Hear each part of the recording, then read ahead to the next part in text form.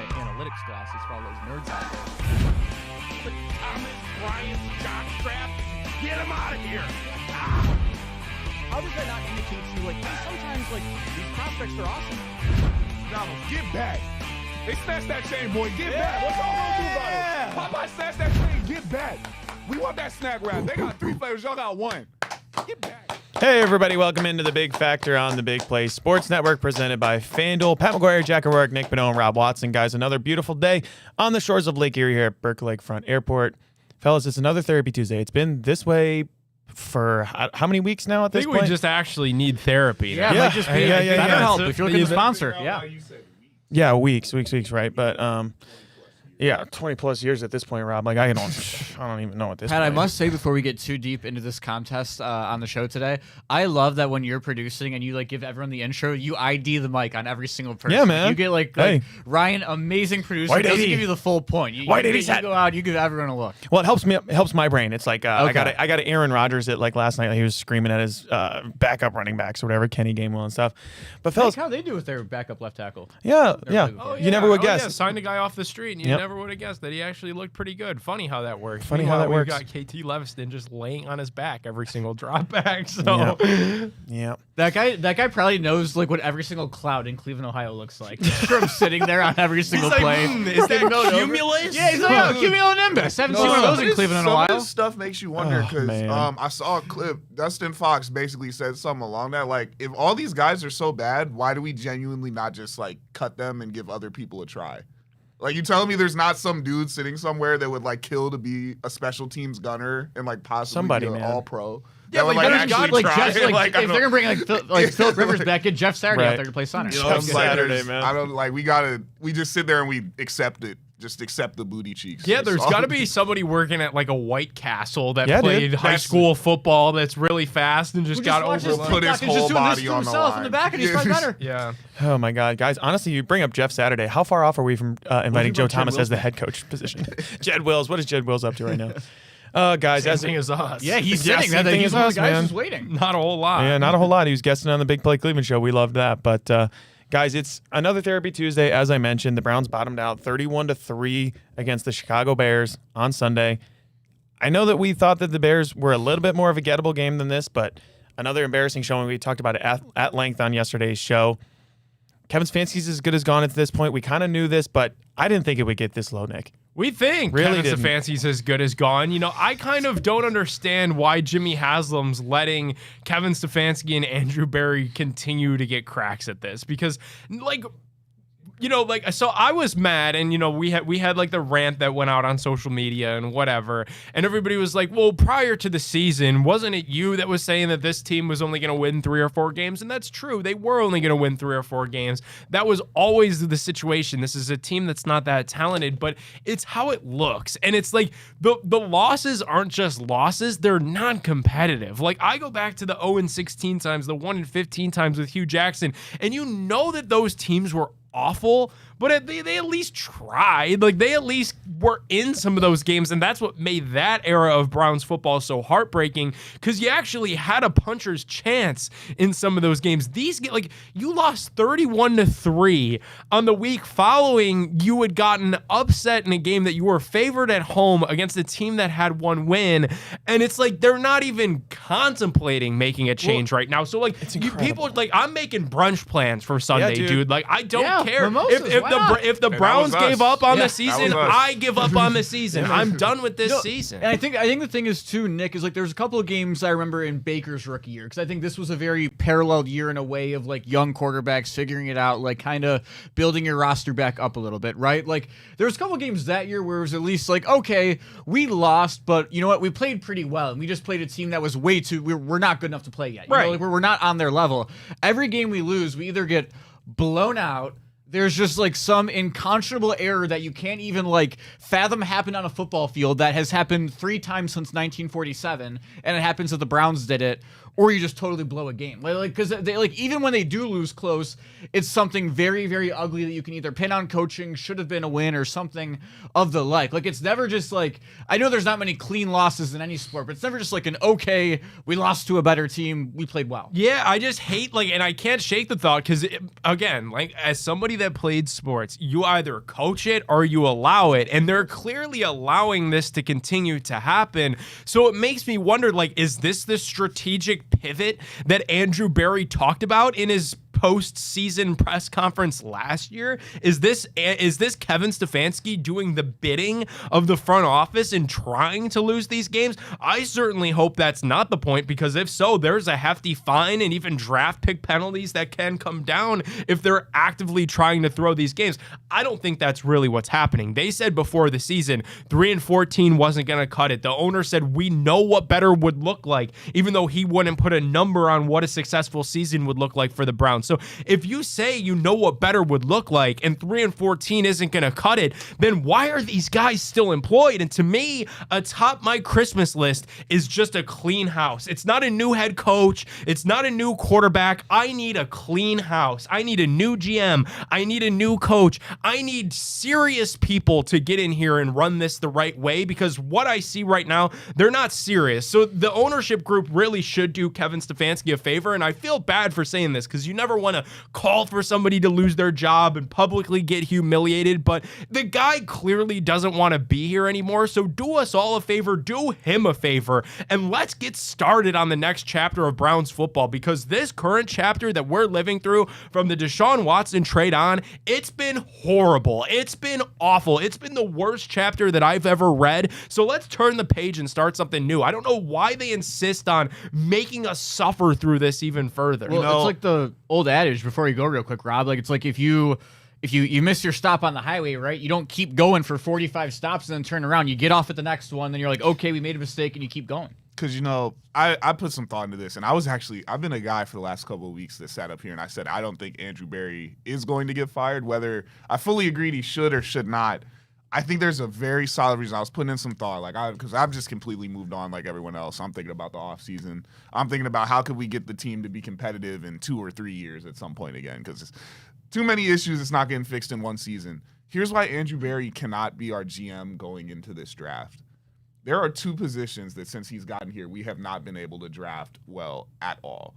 Offensive line and receiver. And what does everyone say? We're going to have to take like 4 linemen and at least 2 receivers in this draft.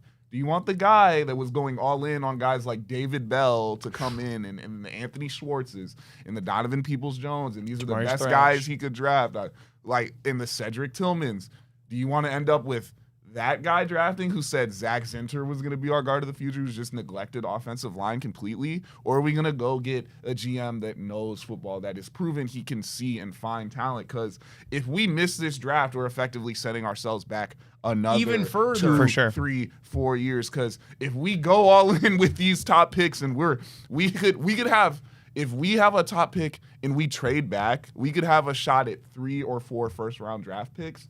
And if you miss on all those, drafting guys who we misjudge, as we've proven to do so much in the past, especially at those 2 positions, all you're doing is pushing that goalpost back and back and back and making things more and more bleak going forward. So I think, everyone's got to go. Andrew Berry cannot be here. Kevin Stefanski cannot be here. His whole staff cannot be here. We have to do clean slate, and we have to hope and pray that Jimmy Haslam can find a GM and a head coach duo that could take us forward. And real quick, too, Nick, I go back to all the thing that you talked about in the offseason, and honestly, the beginning part of the season. How did you not fall back asswards into a decent wide receiver in this NFL? It's so hard to have not developed any wide receivers like Chad O'Shea, any of these dudes. You can't. It's so hard because they're so talented in the NFL. You couldn't find a single one that couldn't be developed by this coaching staff. It says everything you need to say.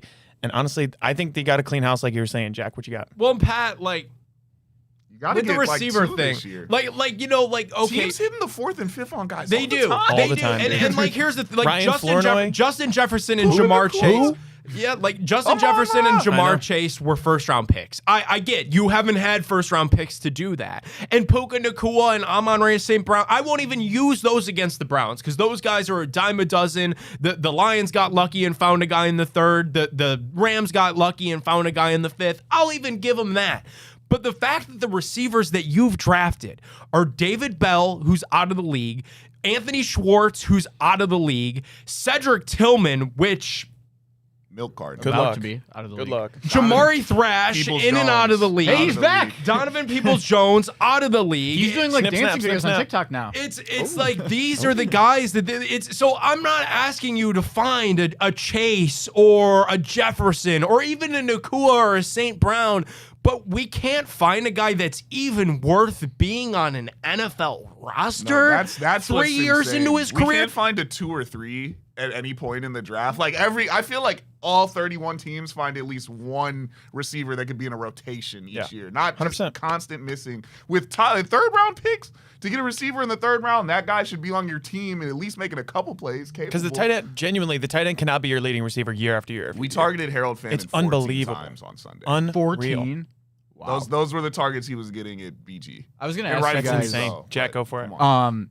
So Kevin, it's probably looking a lot higher. Where do you guys' heads lie? Like right now, today, if someone put something to your head, made you decide 0 to 100, AB's back next year. Oh my goodness, man. Oh, if it was my choice? No, like what do you The like? percentage Where's your gut chance- at as of right now? What they will actually do? I'm at a 40% that he'll be back. I think everything is up in the air at this point. I think Kevin Stefanski's like a 10% chance. And that's all because of Jimmy Haslam wanting some sort of excuse of having, continuity, coaching staff, whatever, make all the excuses in the world. Andrew Berry has a much better chance than staying than Kevin Stefanski does. But honestly, it's kind of a coin toss at this point. I've got him like 40 to 50%. That's what I was gonna say.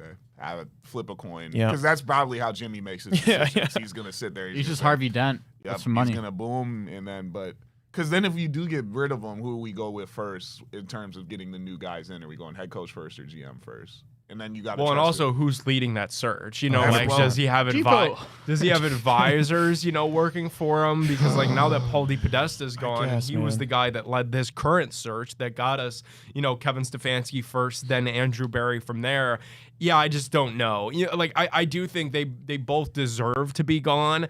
I just think like maybe Haslam will give Berry the benefit of the doubt. He's been around the organization longer than Kevin. People forget he was in Cleveland prior to leaving and then winding up with Philly and then came back when Stefanski was hired. So he kind of has like the tenure that Kevin Stefanski doesn't. Maybe has a little bit more trust from the Haslams. I can't, like, as we sit here and we rationalize this stuff, like I can't actually even find a way to apologize for Berry or try to find a way to talk myself into keeping Berry. Like the one good draft class, yeah, but like your impact players in that class are a linebacker and a running back and a defensive tackle. and a running back that'll be completely ineffective until you can 100%. draft a lineman and a prove that you can and a do it. receiver and a quarterback. Yeah. How about that? Like the running back pick doesn't even matter that much. And Carson Schwessinger is awesome. I think he's going to win Defensive Rookie of the Year, and this entire defense is awesome. But look at it. The team has 3 wins. You've completely neglected the offensive side of the football. And I think at some point somebody's got to be here. My bottom line is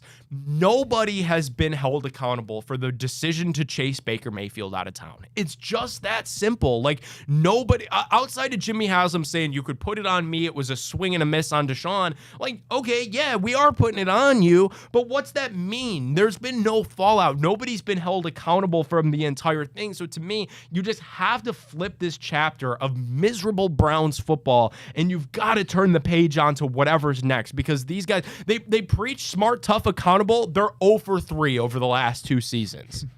They are. Like, are they smart, tough, or accountable in the last 2 calendar years? No, Well, none what of the is- what- above. yeah, None of the No? above. I don't know. No, I think it's 3, right? Yeah, 1, 2, 3. Well, I'll tell you what I'll be doing in late April, guys. It'll be a short drive over to Pittsburgh, PA for the NFL draft. And that's where we're going to head next on the big factor because the Indiana quarterback who could be the consensus number 1 overall pick in this April's NFL draft, Fernando Mendoza, just took home some more hardware with the Heisman. There's a little bit of drama, Jack, that we'll get into that as well with Diego Pavia. But guys, first I've got to tell you about our friends over at Garage Beer. Garage Beer has those two flavors, just that classic light lager and that classic lime. No frills, no bitterness, no IPAs. It's just beer-flavored beer the way you want that beer to taste. It's beer-flavored beer. So visit their website, scan the QR code right there on your screen, drinkgaragebeer.com. That is drinkgaragebeer.com. Guys, we'll get into the Heisman odds and a little bit of Diego Pavia having a little bit of Johnny Manziel in him when we come back on The Big Factor on the Big Play Sports Network.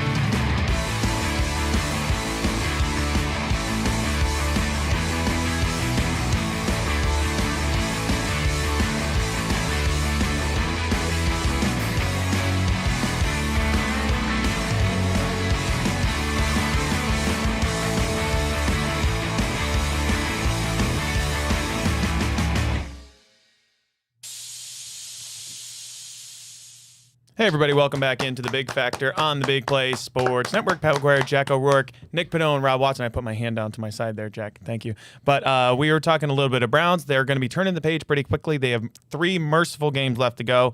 2 home games, 1 against the Bills, 1 against the Steelers, and then they hit the road for that Week 18 all-important matchup of eliminated teams against the Bengals Week 18. Guys, Fernando Mendoza just took home the Heisman over the Buckeyes' Julian Sayin. Jeremiah Smith was in the mix a little bit. He wasn't in the ceremony, but got a few votes. Diego Pavia came in second with the most points, as well as Jeremiah Love, your boy, was there, and Julian Sayin, and that's all 4 of you. That's all 4 of them. Yeah, I guess I got all 4 of them. Exactly. But 6, 7. But Mendoza took home the award. No one was really surprised by the end because it was minus 1,000 on FanDuel the day of.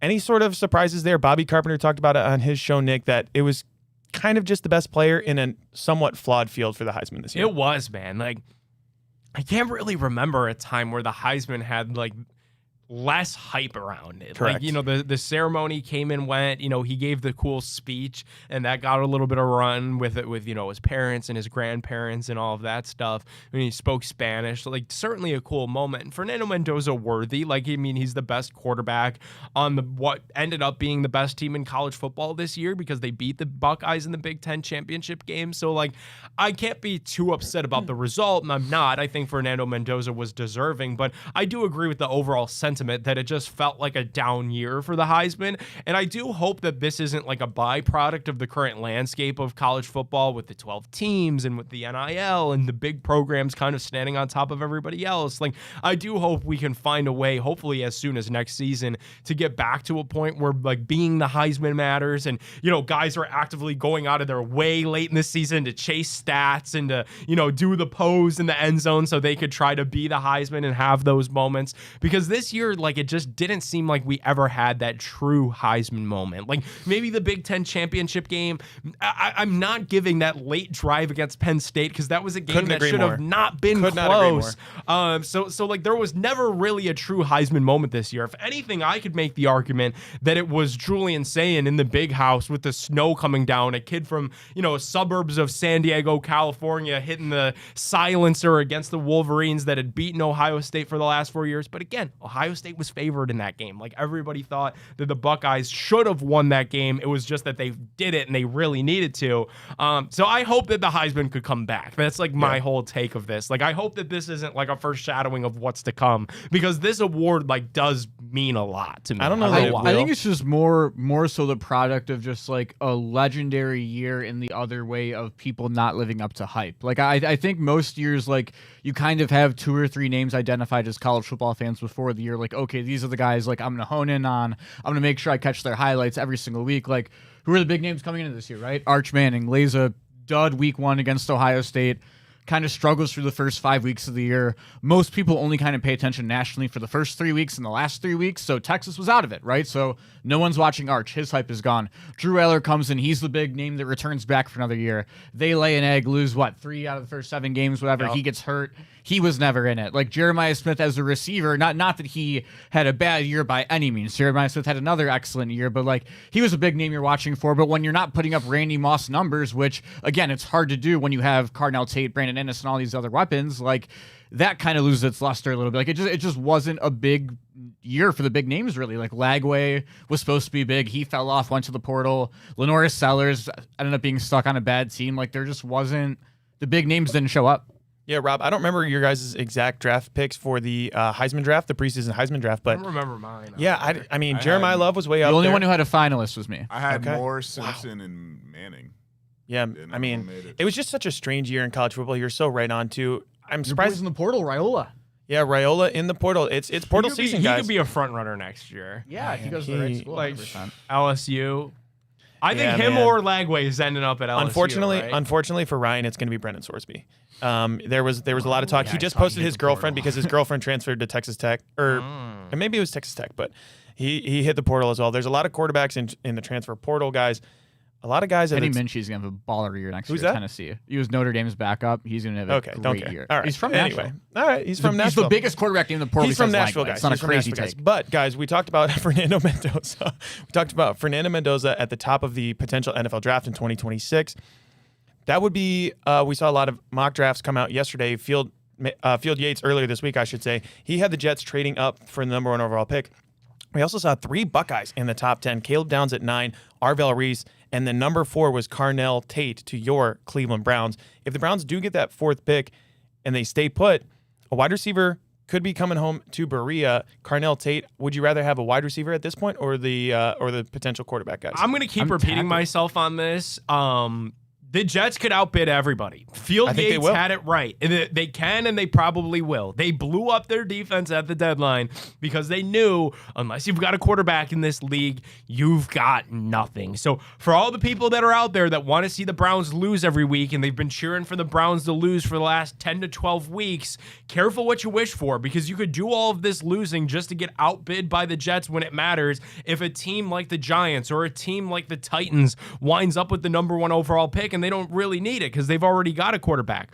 Also, too, are we willing to rule out the Giants not drafting a quarterback? They drafted Jackson Dart, the number 25 overall pick. He's been evaluated for a concussion in 50% of his starts. In 5 out of his 10 starts, he's found his way into that blue tent into concussion protocol. They're ushering in a new head coach. Who's to say if they want to go big name hunting? Marcus Freeman, currently the betting favorite to be the head coach of the New York Giants. He's going to want to pick his own guy, right? He's not signing up to coach Jackson Dart with all these potential concussions. Very, very willing to say they're not going. I don't think they go. I don't buy any. I think either, but you can't rule it out. I think if he has like RG3 type issues for a second year, yeah, I think then you start looking at it. But I think it's too tough, too early, and they have too many other holes. The fact of the matter right now is, if you're a Browns fan, you're hoping they got 1 or 2.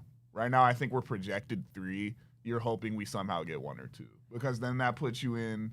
Depending at who's at 1, you'll have the opportunity to have a choice of a quarterback if that's what they choose to do, or you're going to be fielding offers for the people in the teams that do because you'll have one of those spots to get one of the top quarterbacks. If it happens, I think we have like a 30% chance at 1. Yeah, as if we look the at Jets this here, hit my line, I'm making the deal.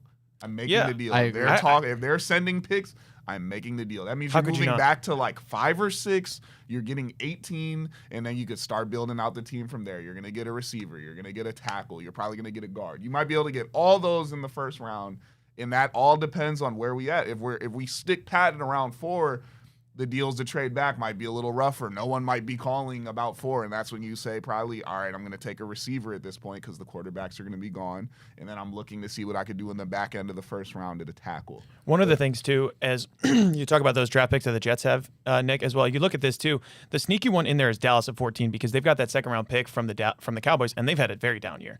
So, you got the Colts pick at 18 in this first round for the Jets, as well as that second rounder for Dallas. You look at this right now, obviously a lot of this is subject to change. Tennessee, I believe, plays the Jets and the Saints, so there's a lot of stuff that could move around here. The Giants, I should say. But a lot of stuff could move here. I think Vegas, honestly, would probably be the 1 seed. And to me, I don't see any world where they don't trade out of that pick. They need so much. Yeah, the Raiders. They need so much more help than they can really get right now. The Cardinals could move up as well. There could be a lot of movement. But final guess, I think it will be Raiders, Browns, Giants. The Giants have a history of winning meaningless games, and they still have talent on the roster, whether you like it or not. So I think we're going to have a top 2 pick, and that'll be the question. It'll be, are you in on Mendoza or more? And then what are the trade offers because someone else is going to be, and what can you get for it? And that's going to be all up to the new GM and the new head coach. I mean, if you're like sitting at 5, though, AB has the laser eyes. He traded Greg Newsome, cleared out number 0 for Jordan Tyson. Like, he did it on purpose. You got to think. If we're sitting at I like Tyson, but if we're going top of the round receiver, I think I want Tate. Kevin Stefanski doesn't let rookies wear single-digit uniform numbers, though, other than quarterbacks. Tyson's not going to sign that. God, because that's the important thing. But Dylan Gabriel gets to break the rule. He's absolved. He can wear number 8. God, that's his boy. That's his boy. 7 touchdowns to 2 picks, by the way. I just love when you said the pillow talk between Kevin Stefanski and Dylan Gabriel. I'll still never forget that. That's one of my favorite things. But guys, we got to talk more about this. You think they text? Yes. Do you think it's like? Do you think it's like water? Do you think it's like high school where they have safe sport and they have to use like GroupMe or something? No, or do you think like he can like? He can actually they text him. talk Okay. on the phone nightly. Do you think he has like a second phone for him? A burner. Yeah, burner. just like his. I got Dylan. Hey, Dylan. Hey, or honey, like, honey, are you calling Dylan again? He probably has like a work phone, so it's like he's just got his like personal number and is like, hey Dylan, this is still me. I'm on my personal number, so Andrew and Jimmy don't find out that I'm still texting you. When I get this head coaching job at the Giants, like all my national media buddies tell me that I'm going to, I'll bring you in and you can play over Jackson Dart. We'll prop you up too. They say you had Noah line in Cleveland. Yeah, we'll start you the first half of the year. Hey Slim, I've been writing, but you ain't been calling. Could you imagine the jokes though if he was the quarterback of the Giants? Oh, dude. The national. The thing about that is, this is why I don't get why people talk about Kevin out there. He will not survive. He cannot no answer out there your way and not win. It's the same thing with Mike McDaniel for the Dolphins. We watched it last night. Like anyone wants to talk about this in theory coaching of the offense. Guys, what did we see with the Dolphins last night? Yeah, you got 2 garbage time touchdowns from Darren Waller. You had 3 points through the first 50 minutes of the game. Like, what are you talking about? The Browns and the Dolphins combined for like 6 points in 100 minutes of gameplay, basically. That is unbelievable, and I don't understand why anyone would want them back in their building because they're so silent. They're not leaders of men. They're not football guys, anything like that. Kevin in New York. Here's how it would go. It's like, honestly, it feels like Here's Pat how it would go. Shermer all over again, doesn't it? Here's how it would go with the New York media. Would be like, I've got to be better. I've got to coach better. And then the immediate follow up would be, yeah, Nick Padone here, New York Post. How are you going to be better? They're not letting that. They use all of their who, what, where, when, why, and hows out there when they ask their questions. That Kent State degree got it for you. The journalism 101. Guys, you're gonna have to speak, bro. You're my goodness. to have to. And that's why I know he needs to be somewhere like where he's been, the Minnesotas, the Clevelands. He needs to stay out the way. Because if he got up there and said that, it would take 2 losses in a row. Ann Arbor. And they would already be talking about firing him. Yeah, Ann Arbor. Wouldn't he just be perfect in Carolina, a team that nobody cares about? Guys, we're going to move on. That owner is just like Jimmy Haslam, so he doesn't care. He just wouldn't fire him for just throwing drinks at. You probably forget who his coach was. God, he probably would. But guys, we're talking. Right? It's all future now on the Big Factor because we talk about the Browns' future pick. It could be a wide receiver, Carnell Tate. Could be Mekhi Lemon, Jordan Tyson at the top of the draft. Could be a quarterback for the Browns. We'll see how it all works out. But we did talk about this rookie class that Andrew Berry did draft, and we've got Carson Schwarzenegger still up at the top of the list of the Defensive Rookie of the Year listings. We're going to take a look at the rest of those NFL postseason awards coming up next on The Big Factor.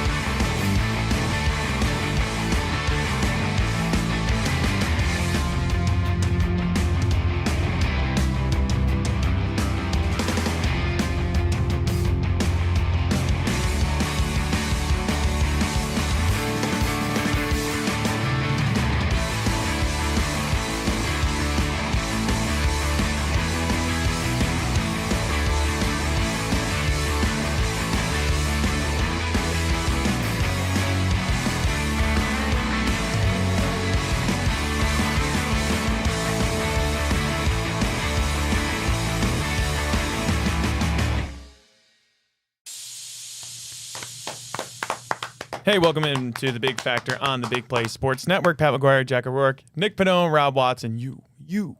We talked about future for the Cleveland Browns and a lot of the around the NFL, honestly, with the 2026 NFL draft. There's a lot of moving pieces, a lot of moving parts, but Nick, we talked about the draft class that Andrew Berry had, which might just keep him around. A mainstay for that one would be Carson Schlesinger, the rookie linebacker out of UCLA. He wasn't necessarily one of everyone's favorite pick coming out, but at this point, as I look at it on the FanDuel Sportsbook, I believe he was minus 260 to win Defensive Rookie of the Year for your Cleveland Browns. I think he's going to get it. I think we're all in agreement, guys, that he will probably win the Defensive Rookie of the Year. Rob, do you think this would save Andrew Berry just having a rookie win an award specifically? Nah, he's cooked. Cooked? Okay. He should be, or he should be. But you draft a linebacker. This another. Imagine this: we'll have the Defensive Rookie of the Year and the Defensive Player of the Year, and we will have a top 3 draft pick. Like, you know what I mean? It doesn't mean you hit up one and two things, but it doesn't affect winning, and you're not affecting winning. You've been here, and we've bottomed out 2 years in a row. We are staring down the 3 wins that he said wasn't going to be enough again. And if that is the case, I don't see how you have a case to keep your job. And I think some of the things he does, I think, are by accident, too, because I think, like, for a very long time under this regime, it was, like, stressed to us publicly, and correct me if I'm wrong about this, guys, but that linebacker was not a very important position for the Browns. Like, that was something they talked about over and over and over again. So it's kind of ironic in a way that if you're looking at possible best position groups coming into next year, I understand that there's a couple of ifs involved. Like, you have to get Devin Bush back.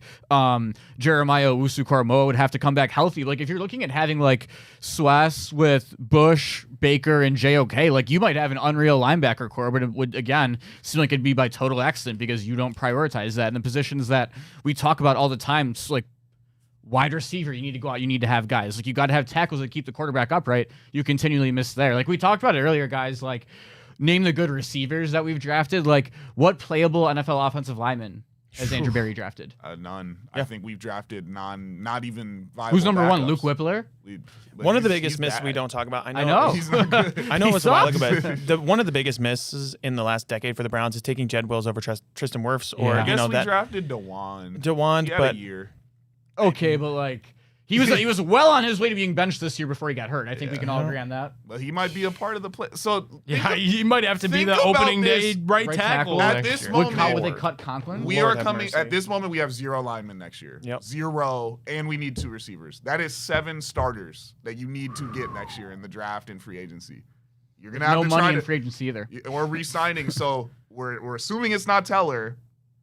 That's got to be a Tevin Jenkins. Jenkins will be We back. have a DeWan on contract. I don't think it's expiring. I think he's there. Yeah, we're gonna he's probably back. try to trot him out there. That means 3 rookies probably, What do or you do with another signing Conklin? on the O-line. Huh? What do that's you do why with it surprises Conklin? me. He'll play 4 games anyway, so I don't. That's why it surprises me so much they didn't try to trade Teller. I know it's not the biggest thing in the world, but Could have used that extra. could have used the extra capital, dude. Like, they Coulda love their used it. 3rd round picks. You would have gotten a 3rd for him. Especially because, I mean, how much later did the benching come? 3 or 4 weeks after Yeah, the deadline? exactly. So, I mean, they're not going to waste till at the end of it anyways. So so Conklin's still on contract, but half the games missed. So you say Conklin probably re-sign Jenkins. They're not going to try and start Whippler at center, are they?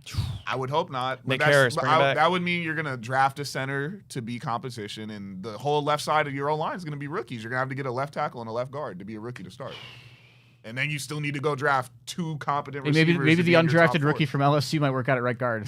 Or he got cut for Thrash. Yeah, I forgot. he got Dang cut. it. Like, you know what I mean? Like, Our boy Dillingham is As still I'm- Dillingham. as I'm Usually on the factor When you said tomorrow. yesterday, I thought he was interviewing That for was the Michigan head so coaching funny, job. That was dude. one of the funniest things. of Oh all my time. god, dude. Like, and then you got the receivers. Like, I think Isaiah Bond would be a great 4th receiver. Yeah. Like, to come in and run deep Judy can be routes. 3. And man. Judy's a slot. So you need to find an X and a Z receiver to be on the outsides. You're giving up on Cedric Tillman like that? I mean, not another guy Madden. that's You gonna want play to go 6 out? games You a want to go season. out and get George Pickens, and you're going to give up on Cedric Cedric Tillman Tillman? That would be Tillman. our He's whole. 6'3". If we signed Pickens, that would be like all the money. I and think. Malachi Corley? Malachi Corley. Have you seen how fast he is on the reverses? I think he's a great gadget guy. Come on, He's a Corey. great 5th receiver. You The know? one, have it's mercy. the one play on the sheet that works. Yeah. Yeah. I think he's a great gadget player. It's all Kevin has in coach suggestions these days. It still pays off. But like, who are going to be the guys that are going to get get us 5 to 15 yard catches consistently? There's not one on Not the a soul. roster right now. And Yeah, how not do a you soul. move the ball in the NFL? Guys, I had this realization yesterday.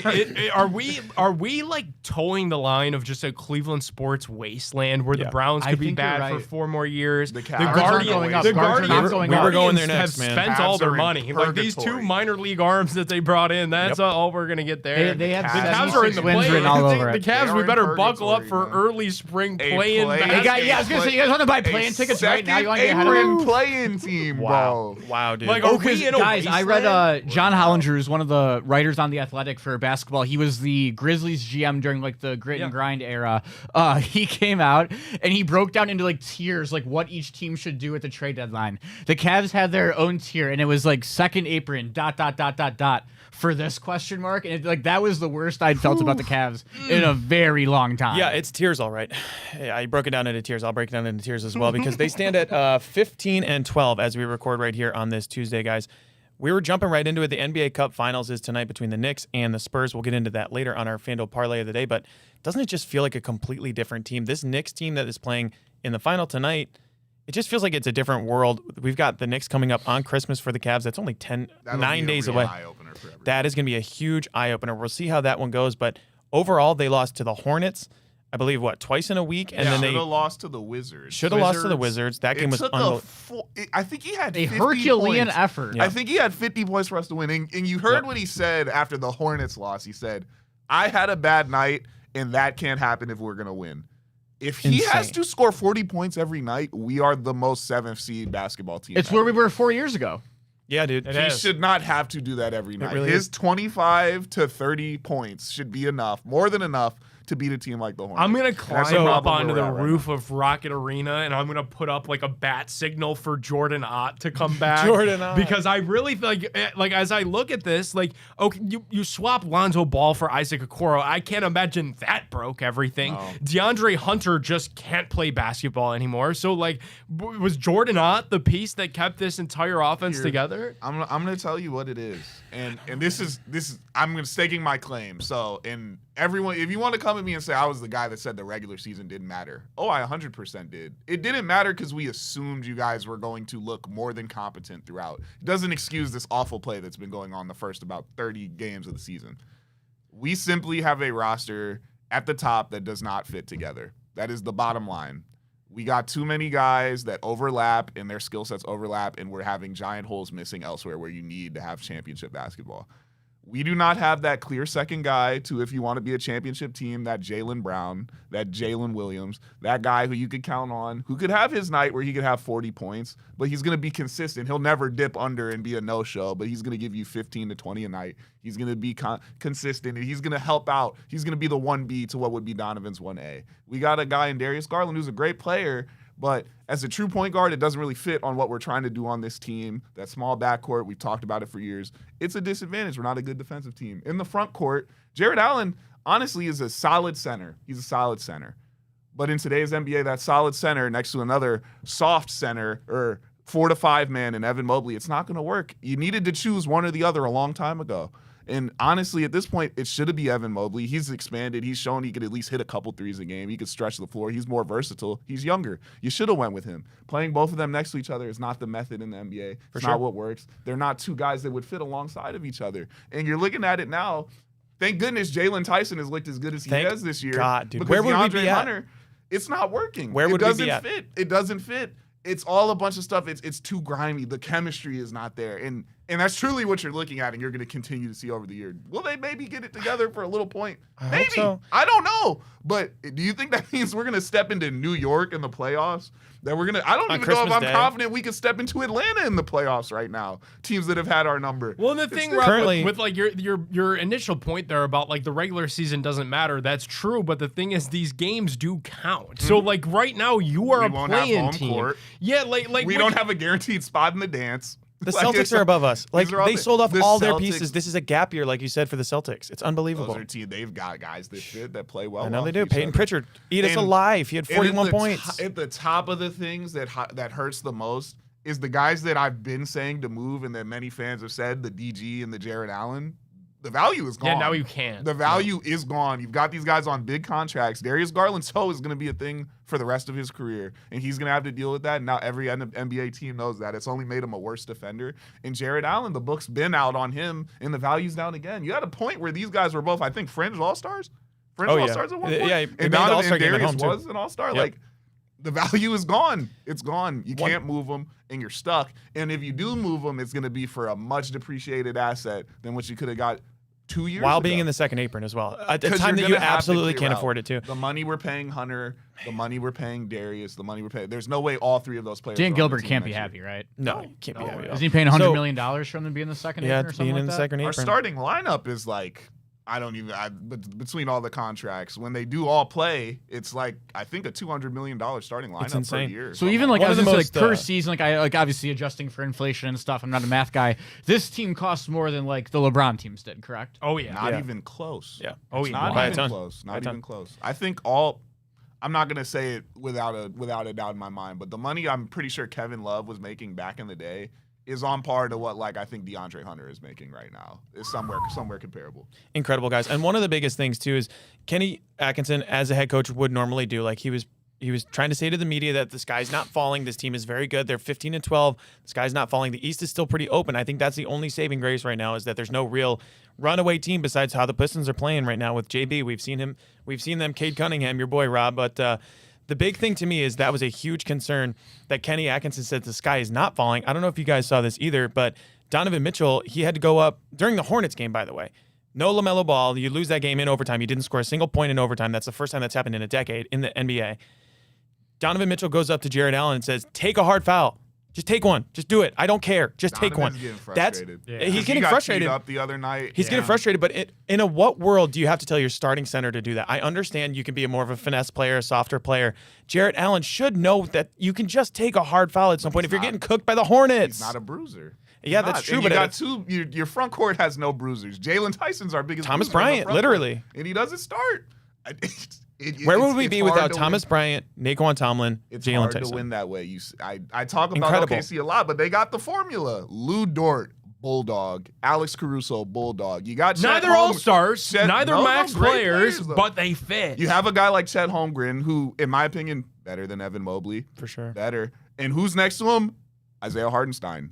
Bulldog. You got to have tough players to win in this league, but you got to have tough players that could do more than one thing. We There had was a Hardenstein time too, right? where we had a long Yeah, time long ago, time but a couple teams passed up on him. But Okoro was a tougher player, but he wasn't going to give you enough on offense.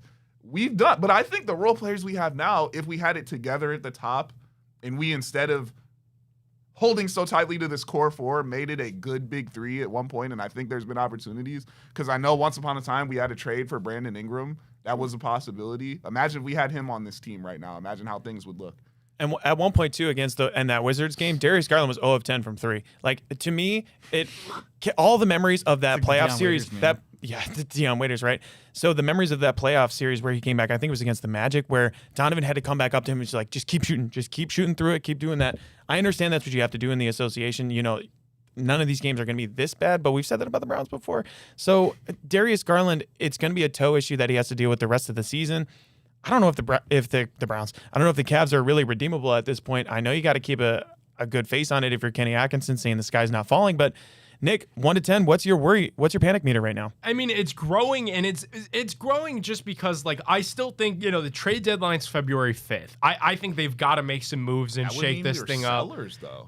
Probably, I'd be but I thinking think, but I've maintained since summer, and I'm not going to change my tune now, that could actually be okay. Like, if it could be an addition by subtraction. If you get JA off this roster and you get back a can of Pringles, you actually might be better off for it, because that clears the way for they're Mobley still to try to become. They gotta fit Max Strus back into this rotation. That's what I'm saying. Sam So, Merrill. like, I'd actually be all right selling, and I think they've got time is what's on their side where they can gel, but my panic meter is somewhere in the middle, just because these games right now count the same as the ones after the deadline count, and I don't want to find myself in a hole where I'm a play-in team and I'm fighting for my playoff livelihood with NBA Finals expectations. That's Well, just that's what I'm not saying. realistic. So if we're talking about the expectations we had in the season, I'm at like a 7-8.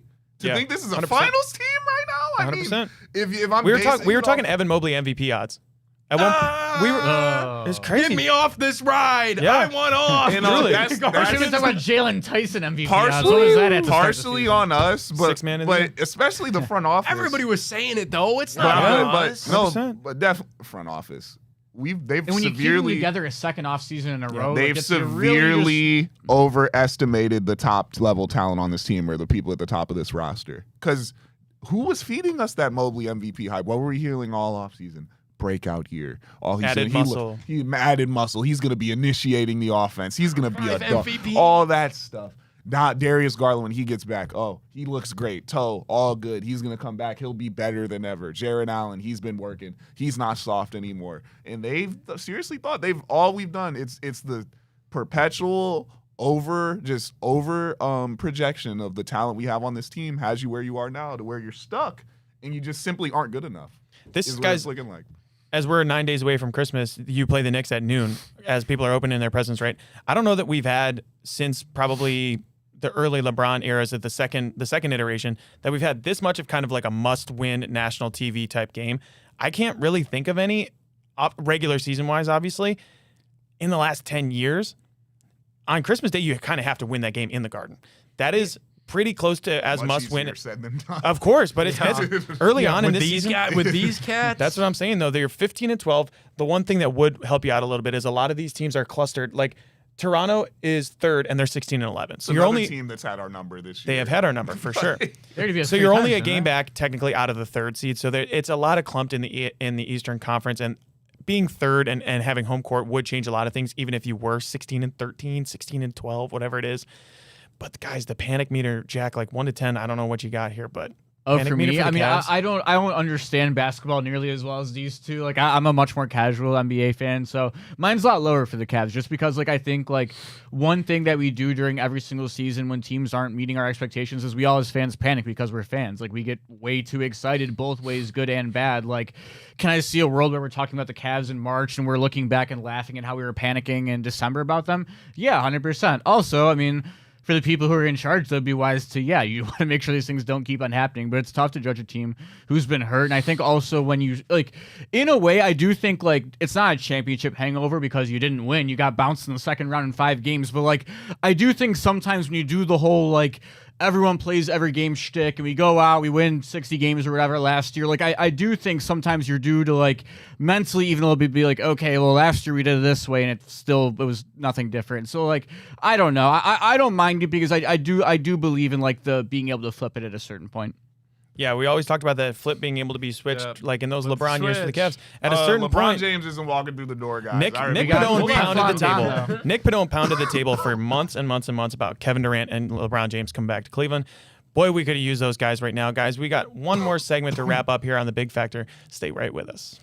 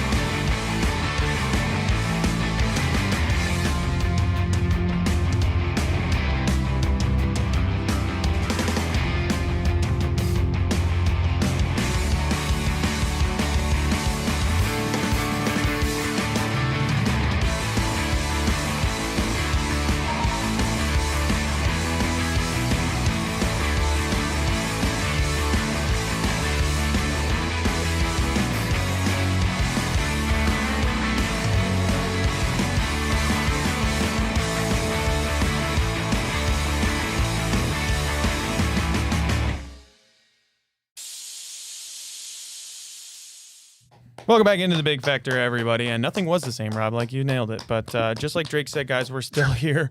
Nothing was the same for the Cavs and the Browns after Bill Callahan was fired. Guys, we've got so much more to get into on our FanDuel Parlay of the Day. Nick, if you want to tell us about our friends over at FanDuel. You guys know just how fast NFL game days move. One big play and everything changes. That's why live betting on FanDuel is truly a game changer, because with FanDuel, you can bet in real time while the game unfolds. If the score just flips, you could jump on a new spread or a live money line. If a wide receiver is starting to heat up, bet on that next touchdown score or his total yardage. Think a drive's going to stall in the red zone, take a live field goal prop, or just fade the total. FanDuel. Live player props, team totals, drive results, updated spreads, next play markets. It's all there. It's fast. It's fun. With FanDuel, your live bets move just as quickly as the game does. So whether you're riding momentum or fading the hype, FanDuel puts you right in the middle of every moment. Visit FanDuel.com/bigplay to download the app and bet the NFL live with us all season long. Must be 21 plus, present in select states. Gambling problem, call 1-800-GAMBLER or visit rg-help.com. All right, Jack, take us away for our FanDuel parlay of the day. You ready? There we go. Let's do it, baby. Okay, we're starting out Spurs and Knicks in the NBA Cup Championship. Guys, we're taking the Knicks -2.5 to win tonight. But hey, you know what that means in the long run? Everyone who wins the NBA Cup gets bounced in the first round. So we think the Knicks are going to get bounced in the first round is what I learned off this. Knicks -2.5, but Wemby over 34.5 for the PRA. Points, rebounds, and assists. Wembenyama. And then we're heading on over to the ice for a quick little stint in Seattle at Climate Pledge Arena. Hey, everyone talking about how the Thunder have 2 losses. Guys, the Colorado Avalanche also only have 2 losses right now. We're taking them -1.5 on the road in Seattle. Last but not least, The Fighting Obi Toppins. Dayton Flyers. The Fighting Obi Toppins and the Dayton Flyers. They got Florida State coming into the building down at UD. We're taking Dayton to win this one. -350. Yeah, they got to get this Dayton done Flyers, for us, all right? man. Yeah, I think they'll Knicks get it done spread, for us. Wemby PRA, Avalanche puck line, Avalanche Dayton puck money line. line. Guys, there's a lot more to get into this week. Transfer portal news. Heisman, more dive into the Diego Pavia stuff. More Browns, as there will always ever be. Hopefully a special guest later this week. Yeah, too, to hopefully a talk special college guest. Yeah, football. stay tuned to that one on Thursday, I believe. So for Jack O'Rourke, Nick Padone, Rob Watson, I'm Pat McGuire. Thanks for tuning in to The Big Factor, everybody, and have a